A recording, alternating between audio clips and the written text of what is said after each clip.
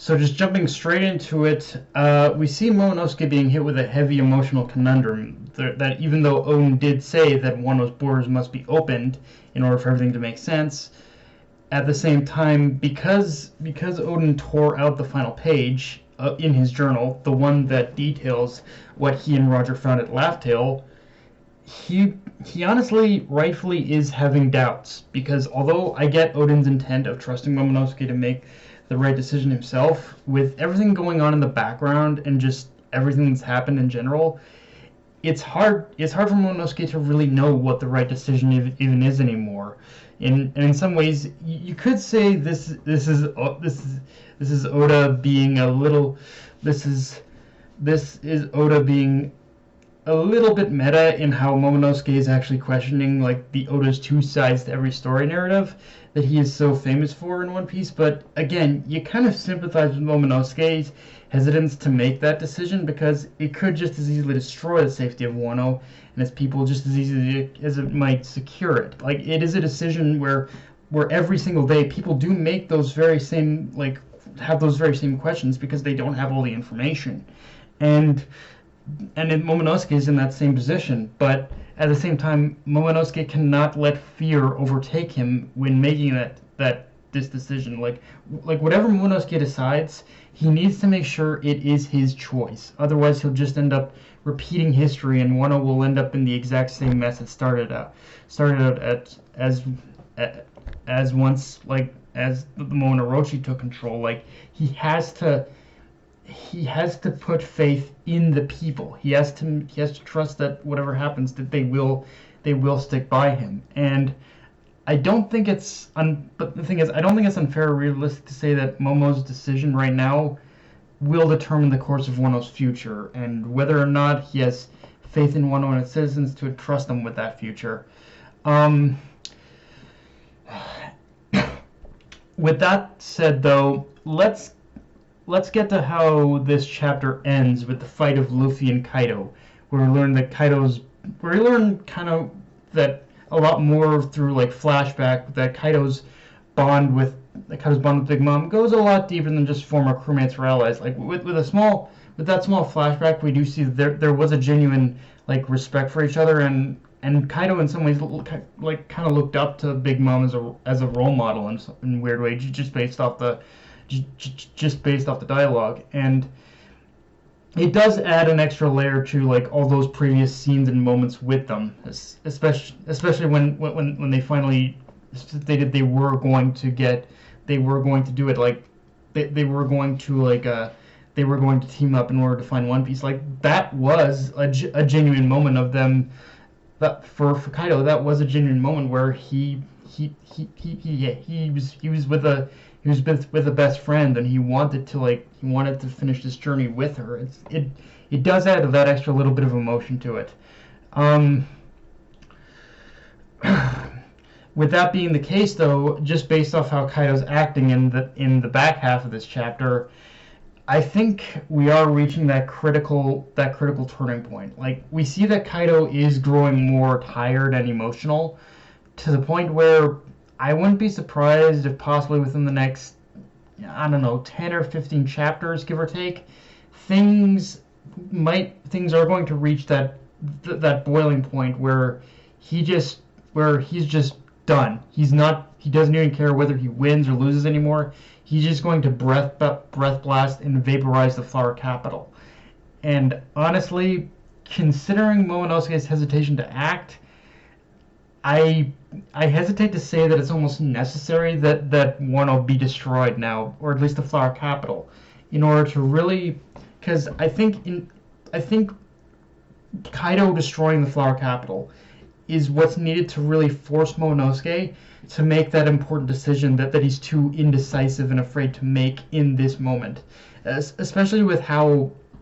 And especially even more so how it's being built up that single decision that Momonosuke has to make could save Wano. But yeah. Now, let's talk about the scene with Drake and the CP0 agent, where Drake overhears the orders from the government in order for the CP0 agent to go after Luffy and basically kill him. And it has some very there's just some and just through that moment we see that Drake has some very ominous inner thoughts about his next course of action. Because yeah, I think Drake is going to go kamikaze. One final all-out brawl on CP0 to take them out, i.e., sacrifice himself. But yeah, like I genuinely believe right now that Drake is going to die here. Because honestly, although the thing is with Drake, even though I've really liked his contribution to this arc, I always had this feeling he was fated to die in this arc from the very moment he was revealed to be an agent of Sword.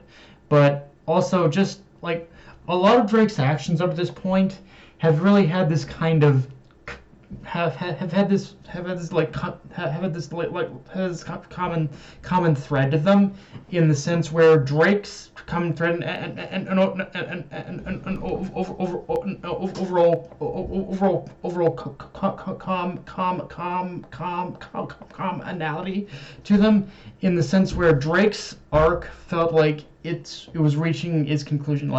Oda at this point might have nothing more to tell with Drake's story, and this feels like the climax point to basically Drake's story. Like his story is going to end here regardless. And if Drake dies, I'm not gonna lie, that could be a very interesting way of creating a sort of like creating the reunion between Luffy and Kobe. Like, I feel that might be something that could happen here because of Drake's death. But since we're talking about that, though, let's talk about Zoro. Cause yeah, the other Straw Hats have found him, and he's still kind of in limbo, you could say. And even though for the most part, we all know this isn't going to be Zoro. This isn't going to be permanent, and there are theories, and there are because there are definitely theories I've seen where Oda is going to take Zoro from here, as to where Oda's going to take Zoro from here. Most of them revolving around going further into Zoro's backstory and that of his father. But for me personally, while I definitely believe that as a very high possibility, if I were to add something to that, the more I've thought about like Zoro's situation and him kind of being on the cusp of death and whatnot, it does feel, I think Oda might be going a similar route here to how Kishimoto handled Kakashi's death in Naruto with the Pain Invasion, in the sense where Zoro, I think we'll see Zoro like meet his father face to face in some kind of pseudo space of limbo, the afterlife, and through meeting with his father, that will lead into a full-on flashback. Like, I'm almost kind of getting that vibe a bit. I can't say with certainty, but that does feel like the route Oda's going with this. Of course, I think we can also assume at this point that Izo is dead, and I'm kind of hoping he is, because if Oda is going to have the other Akazeya survive, then at the very least he could make Izo's death stick, considering the sacrificing himself so Kiku could survive. And it would also be fitting for Izo to die in the sense that there's one less Whitebeard pirate remaining. Now, one last thing to talk about is Orochi's death in itself. Yeah, the common thread here is death for sure with this chapter. And well, we basically see in the chapter that the one who the Komurasaki we see isn't, from what I see, is very much Hiyori. Like, that is Hiyori. It isn't just like a copy or a duplicate or something. No, that is Hiyori. And suddenly I'm afraid. Like, obviously Hiyori has kept him here in order to basically make sure he dies, but what the hell is gonna happen to Hiyori here? Like, is she gonna die? Because I gotta tell you, I don't want that to happen. Like, seriously, don't kill Hiyori, Oda, please. You can kill anyone. I'm begging you, but don't kill Hiyori. Like I don't know why, but in that moment I was like, please, of anyone, do not kill Hiyori. Like I can't even explain my emotions on it. It's just when she said father and it was revealed that yeah, that was very possibly Hiyori. I was like, my God, Oda, please, if you're gonna kill anyone, please do not kill Hiyori. But yeah, I hope that's not the case, but we'll have to wait and see. But yeah, guys, that's pretty much all I got for this review. If you enjoyed the video, like, comment, subscribe. I'm on Twitter, Analyst, Crunchyroll. Be sure to the notification bell, the subscribe button, and just share the video around, guys. Dark Knight of Anime, signing off. Later, everyone.